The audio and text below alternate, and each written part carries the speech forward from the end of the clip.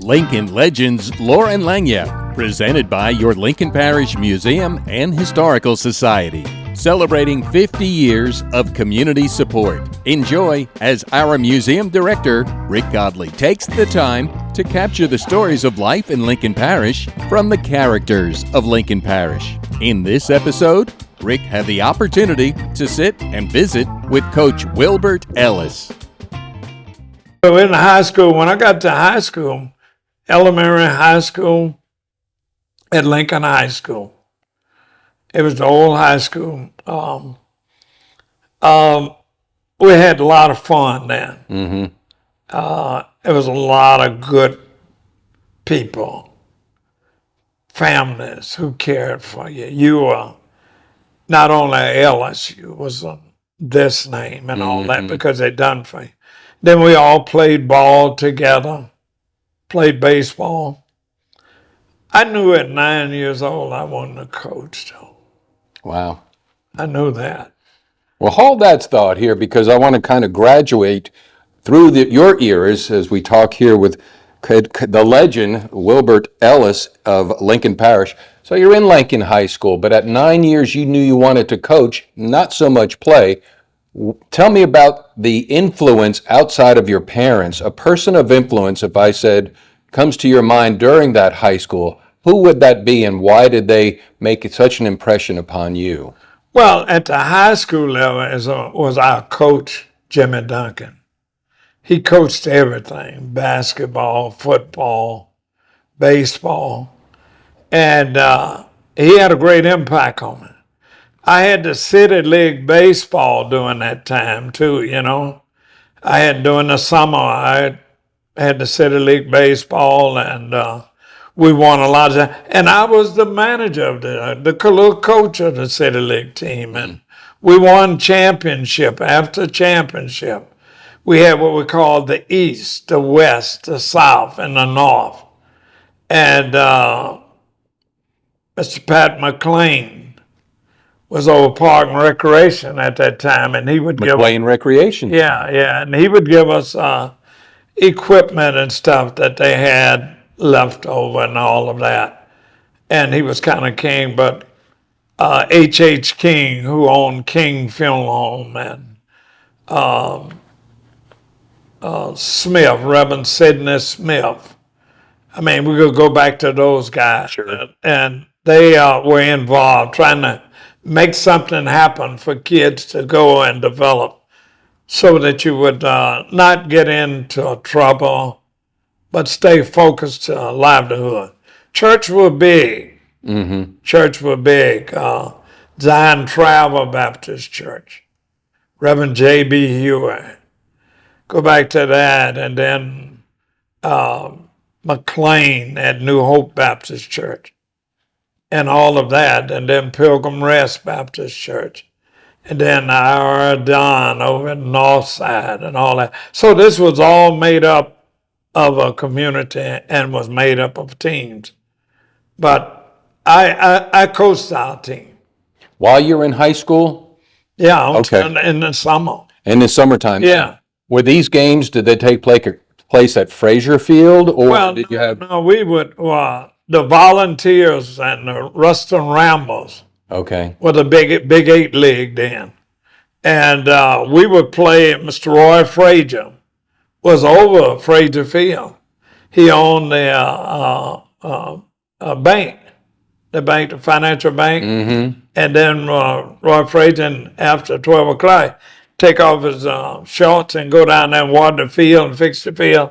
And we had one of our players, R.C. Odom. He loved R.C. R.C. would go down and work with him. And then he'd let us come down and practice. And we could practice when they weren't playing or practice. And then we had what we call a semi-pro baseball. I had a semi-pro during the summer. And we would play games at Frazier Field. We'd play games in Farmerville. We'd go to El Dorado and places like that, Bernice. Well, the Big 8 League was made up of teams like that too. So we're talking in the 50s, In the correct? 50s. You're in the 50s. And so, 40s, I'm in 50s. so living in 2025 like we are right now, when you mentioned Farmerville, El Dorado, and Bernice, the roads are a lot better than they were back then, and they weren't as populated. So these were field trips. You had field trips. You had dirt roads, and when it rained, you would really have a muddy road. You'd have to be careful. The streets were little roads were very narrow. Mm-hmm. Wasn't no fast driving now and spinning wheels. You had to go slow to make sure of that. I met a guy, my mother and my father's house was right in there. We had a big yard because mother would invite the kids over on Saturdays. She would cook tea cakes and things for them, and we'd have a big thing in the yard, music and everything, but no violin, no nothing like that, nothing like that. But I met a guy named Miss Leanna Robinson, was just like my mother, lived right next door to us. Mm-hmm. And she worked for the Davisons. And I saw a guy one day come to pick her up. And he saw me out in the yard, and he came out there, and he said, "What's your name?" I said, "My name is Wilbert Ellis." I said, "What's your name?" "My name is James Davison." And that's where it began. Your relationship. Now, is this the James Davison of today or James's father? James of today. Okay. Was young. See, it's not too much different than our age. Gotcha.